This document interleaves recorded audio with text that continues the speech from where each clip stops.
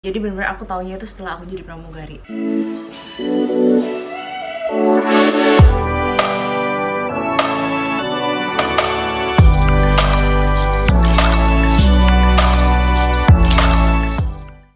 Halo semuanya, welcome to my vlog. And kali ini aku bakalan bahas sebuah hal yang I really wish that I know it before I join the cabin crew.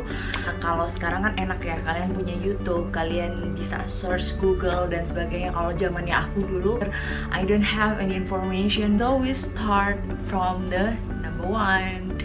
Ini adalah ternyata profesi yang berlisensi atau diakui oleh negara. Jadi waktu itu ya, be honest, ketika aku pengen jadi pramugari, waktu nyoba aku bener-bener nggak tahu kalau pramugari itu bakalan punya lisensi atau bener-bener ada ujian negaranya, bener-bener profesi yang diakuin. Jadi kayak misalnya dokter mau praktek kan harus ada izin prakteknya gitu-gitu kan. Pengacara juga sama nih. Pramugari itu ternyata juga sama. Jadi ada ujian negaranya yang untuk dapetin lisensi sebagai pramugari. Jadi benar-benar diakui. Itu aku benar-benar nggak tahu sama sekali. I have no idea at all gitu. Aku pikir training itu hanya belajarnya tentang pesawat kemudian terbang, tapi ternyata enggak. Ketika di training itu ternyata ada ujian company checknya, cek dari Departemen Perhubungan Udara untuk dapetin lisensi itu. Dan lisensi itu waktu itu aku dapetnya kayak gini. Ini lisensi yang model lama, waktu masih zamannya aku di Lion tuh masih buku. Masih buku, ini udah nggak berlaku lagi ya. Ini foto aku zaman dahulu kala waktu, jadi masih ditulis tangan kayak gitu. Nah kalau lisensi yang sekarang itu udah seperti ini, udah berbentuknya lebih cantik lah, jadi tinggal di remove aja kertasnya kayak gitu. Jadi aku bener-bener gak tahu. Jadi ini adalah hal yang paling penting banget yang dimiliki oleh kru. Kita nggak punya ini artinya kita nggak qualified dan kita nggak bisa jadi atau bertugas gitu. Dan untuk dapetin ini juga nggak mudah karena ujian itu ternyata juga bisa fail kalau ada certain point yang harus kita capai. Kayak misalnya kita harus graduate like minimum 80, skornya misalnya 80 gitu. Jadi ya kalau misalnya kita nggak bisa passing grade-nya, kita di bawah itu pasti kita nggak akan lolos. Dan setiap negara itu berbeda-beda. Jadi yang mengeluarkan itu adalah otoritas dari airlines kamu join. Let's say kamu join di Indonesia, berarti kamu akan dapetin dari Departemen Perhubungan. Kalau misalnya kamu join di Singapore Airlines, ya kamu akan dapet dari otoritas di Singapura gitu. Kamu ujiannya sesuai dengan di sana gitu. Sama kayak pas ketika aku join di International Airlines di Middle East, aku juga bentuk license-nya pun juga berbeda. Aku cuma dapet kayak kartu kayak gini dan ini sesuai authority sana kayak gitu. Jadi benar-benar different country have their own different license gitu. Jadi benar-benar ngikutin airlines di mana kamu bekerja.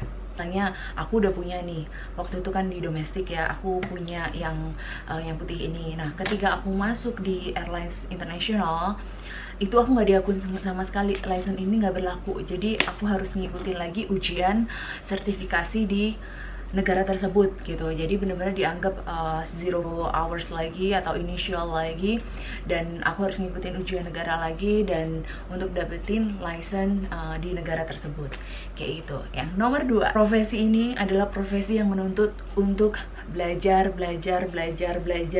pokoknya belajar. Jadi aku mikirku waktu itu kita training, habis itu selesai gitu kan, kita terbang udah santai, pokoknya tinggal kerja. Biasanya kan gitu kan orang masuk di perusahaan. Nah ternyata di sini itu kamu harus training every year. Setelah kamu graduate itu kan kamu ujian negara untuk dapetin licensing itu.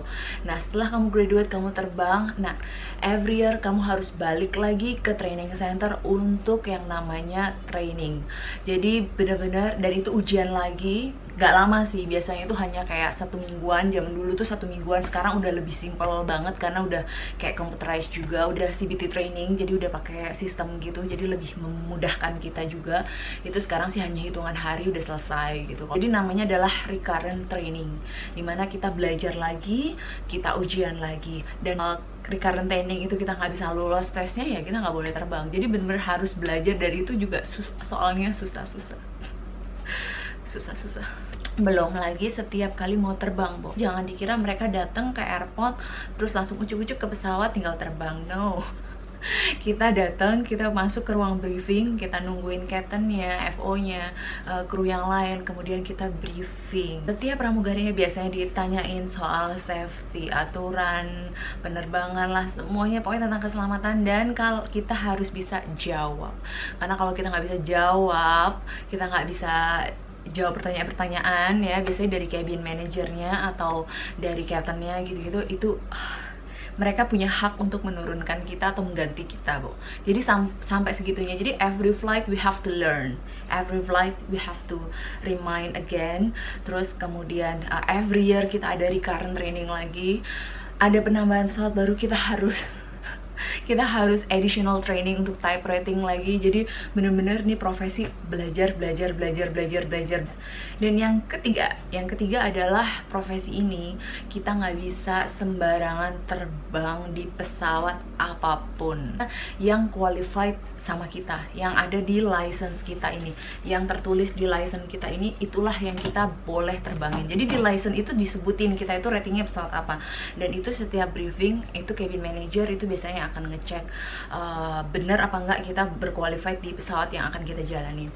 Contoh kayak gampang, mungkin kalian pernah naik Batik kan ada dua ya pesawatnya ya, 737 sama Airbus 320. Sama-sama pesawatnya kecil ya, one aisle, single aisle atau narrow body disebutnya.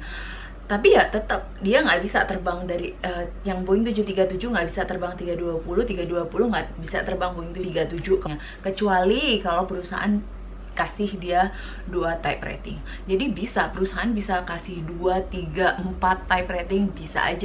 Yang keempat, pramugari itu ternyata dibayarnya adalah jam terbang doang. Misalnya Jakarta Denpasar dengan flying time 1 jam 40 menit. Pramugari kan harus datang 1,5 jam sebelum departure, dia udah harus report di operation gitu kan, udah harus siap gitu-gitu. Dia nunggu gitu, ternyata pesawat delay gitu ya, misalnya 3 jam, 2 jam, itu semua nggak dihitung. Jadi benar-benar nggak dihitung dari dia dijemput, dari dia nunggu di airport, dari dia briefing, dari dia misalnya pesawat delay, itu semua nggak dihitung, sama sekali nggak dihitung. Termasuk on the way dari airport ke hotel gitu-gitu, itu semua nggak dihitung. Jadi benar-benar yang dihitung adalah block off dan block on. Jadi benar-benar itulah yang disebut flying time. Benar-benar ketika pesawat itu tutup pintu, jadi blok pesawatnya diambil, pesawat pushback atau mundur, itu kan flying time udah start ya.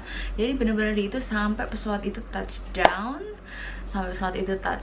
block on lagi, itu yang dihitung. Jadi benar-benar pas exactly flying hours-nya aja. Jadi bukan duty hours, benar-benar itulah gaji pramugari yang dihitung, flying time itu. Baru nanti ditambahin gapok dan sebagainya.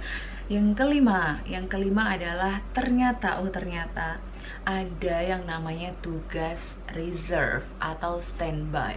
Jadi dulu aku mikirnya namanya pramugari tugasnya di pesawat, tugasnya terbang, udah gitu aja gitu kan, pramugari terbang gitu kan.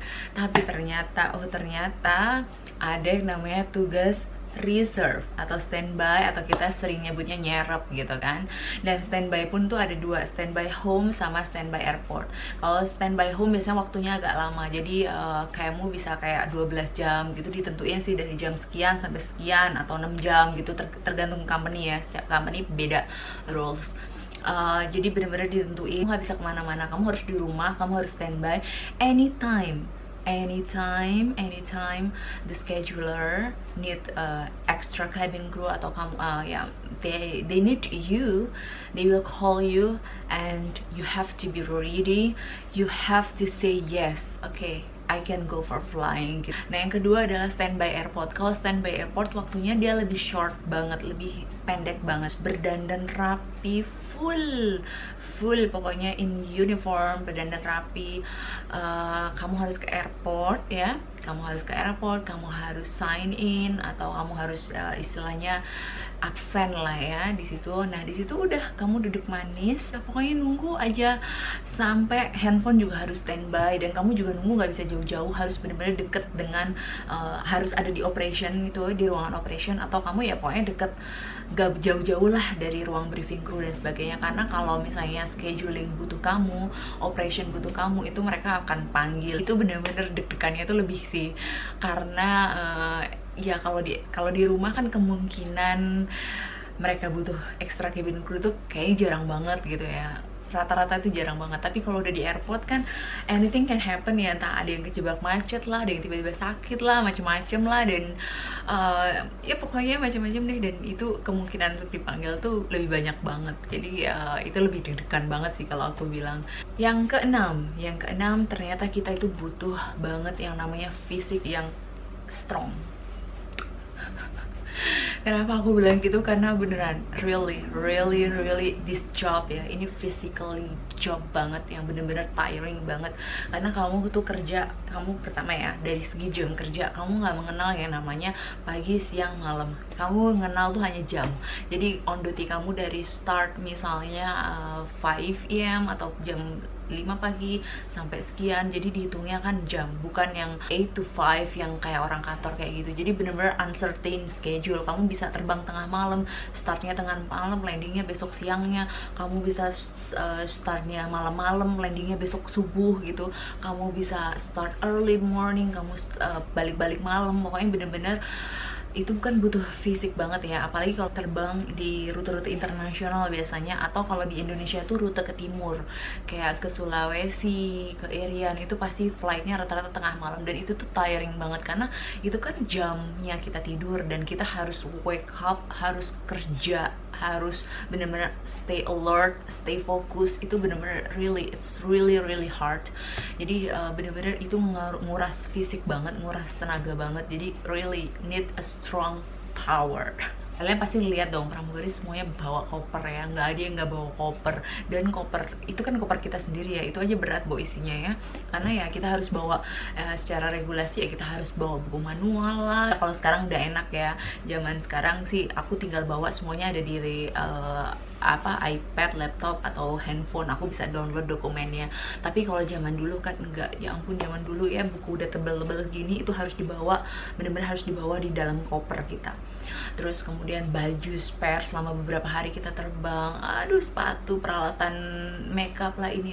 Kalau misalnya kita terbang pesawat dan kita dapetnya kayak pesawat yang Boeing gitu-gitu ya, yang kompartmennya itu dorong ke atas, itu juga berat banget, Bu. Beda kalau kompartmennya itu kayak model Airbus kan, dia dari atas kita tutup ke bawah.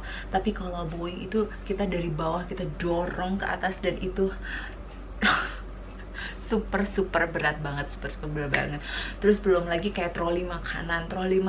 Terus kalau kamu joinnya di International Airlines ya, kayak di tempatku gitu, itu satu cart isinya itu 36 tray lah, misalnya 36 tray sampai 42 tray full, belum ditambah makanannya gitu kan, belum di atas kalau misalnya ditambahin minuman. Oh my god, itu cartnya sendiri, aisle cart makanan itu beratnya, buset dah, berat, super berat, puluhan kilo ya. Jadi kalau misalnya kita kerja di first airline lagi ya, balik ya, kayak misalnya aku terus kayak bagian galley gitu atau bagian dapurnya, belum kalau pas mau hitting makanan harus mindahin makanan, angkat ini angkat itu, itu kan berat banget ya. Apalagi penumpangnya kayak saya terbang, penumpang aku kan 400-an ya, 393-an lebih, hampir 400. Jadi you can imagine. Dan yang ketujuh, kesehatan itu nomor satu, adalah hal utama bagi seorang air crew. Itu juga aku baru tahu, karena dulu juga aku mikirnya kalau misalnya kita mau masuk tes kesehatan, ya udah tes kesehatan selesai, abis itu udah gitu kan, sama kayak recurrent training. Ternyata every year kita juga sama, every year kita harus yang namanya cek kesehatan kita. Itu kalau di Indonesia ya, ke Balkes atau kan kita check up lagi bener-bener everything, dan komplit banget check upnya ya, mata, telinga, dan detak jantung, paru-paru, rongsen, gigi, sih, kemudian darah, banget deh, banyak banget. Dan itu juga sama kalau misalnya kita nggak sehat, walaupun kamu udah terbang puluhan tahun, belasan tahun, bertahun-tahun, kalau misalnya pas waktu tes kesehatan kamu fail, ya kamu nggak bisa terbang. Saya masalahnya kayak kolesterol atau hal-hal yang bisa di reduce atau bisa ada waktu untuk memperbaikinya, kamu akan dikasih waktu. Tapi kalau udah yang parah kayak waktu aku dulu, mungkin kalian pernah tahu ceritaku yang aku kena TBC, itu baru langsung di-cut, nggak bisa terbang sama sekali. Jadi bener-bener kesehatan itu nomor satu. Yang nomor 8, lupa hari, semua rata-rata lupa hari apa. Kerja itu bukan yang Senin sampai Jumat, kita tuh kerja by date atau by tanggal gitu biasanya. Jadi benar-benar kita biasanya ingatnya tanggal aja. Oh ya, aku ada days off tanggal sekian sampai sekian. Oh ya, aku ada terbang ke sini tanggal sekian sampai sekian. Jadi benar-benar kita nggak, biasanya tuh suka lupa. Jadi kalau episode tuh suka yang hari apa ya ini ya, hari Lebaran, malam Minggu, aduh gitu-gitu, what is that? Bener-bener anytime, New Year lah, waktu kamu ulang tahun lah, waktu kamu ulang tahun pernikahan lah, whatever, itu semuanya possible untuk terbang. Mau malam minggu kayak mau apa, kayak hari raya pertama, kayak kamu harus siap untuk terbang. Itulah yang kesembilan. Yang kesembilan ternyata multitasking abis. Banyak banget peranan atau fungsi ketika dia bekerja. Punya adalah kayak fighter, karena kita belajar cara madamin api lah, macem-macem. Kita dituntut untuk jadi bidan ya, karena kita belajar ngebantu orang lahirin lah, gitu-gitu kan. Kita dituntut untuk bisa jadi orang tenaga medis, karena kita harus bisa merban, CPR, kita harus bisa jantung lah, asma, stroke, macem-macem. Pokoknya kita itu harus bisa yang namanya first aid, pertolongan awal gitu di pesawat. Kamu join di full service airlines ya kan, mau nggak mau harus ngerti cara menyajikannya. Kamu harus ngerti yang namanya welcome drink, appetizer, kemudian namanya main course, harus ngerti yang namanya dessert, harus cappuccino karena kita ada cappuccino mesin, ada nasi, manasin sayuran doang, manasin daging, pokoknya macam-macam. Belum lagi kita harus jadi polisi atau tentara ya, karena kita kan bertanggung jawab juga tentang keselamatan ya, keamanan di penerbangan. Jadi kalau misalnya ada penumpang ngamuk lah, penumpang mabok, penumpang yang mungkin melakukan sex harassment deh, macam-macam, kita harus bisa yang namanya ngendaliin penumpang itu. Jadi kita harus bisa bikin menggunakan restrain string atau pokoknya alat-alat restrain gitu yang untuk ngikat lah. Kita harus ngerti cara melindungi diri lah, misalnya ada teroris lah, macam-macam. Jadi bener-bener banyak banget peranannya, dan itu surprisingly banget bikin aku shock dan terkejut. Ambassador buat perusahaan, karena ketika kayak kamu jalan di airport gitu kan, biasanya kan semua orang akan ngelihat kamu dan mereka, oh Qatar, oh Garuda, oh Lion, oh Saudia gitu. As a brand ambassador, jadi benar-benar kita harus have to walk confidently, we have to smile, we have to professional look, we have to maintain our grooming, our attitude, our manner. Yang ke-10 ternyata gajinya Masya Allah ya, kalau aku bilang tuh Masya Allah, menurut aku tuh gede banget. Dan aku udah jelasin di video yang ini, kalian nanti bisa lihat videonya tentang berapa gaji pramugari. Itu udah aku jelasin cara ngitungnya dan kisarannya berapa, kalian bisa lihat di situ. Jadi misalnya kalian bisa join di international airlines gitu dan bisa puluhan, itu is quite big dan big amount ya for me. Jadi itu menurut aku surprisingly banget, dan I wish everybody know this. Orang kan mikirnya profesi ini itu pembantu lah gini-gini. Mohon maaf, pembantu gajinya puluhan, Bo. Kadang kan orang berbicara negatif tuh karena nggak tahu kenyataannya. Itu dia tadi 10 hal yang surprising for me, dan mungkin the next video aku akan share banyak hal lagi. I wish you enjoy this video. Thank you so much for watching. Jangan lupa subscribe dan comment below kalau ada pertanyaan, dan see you on another video, dan semoga video ini bermanfaat buat kalian. Sukses selalu, bye bye.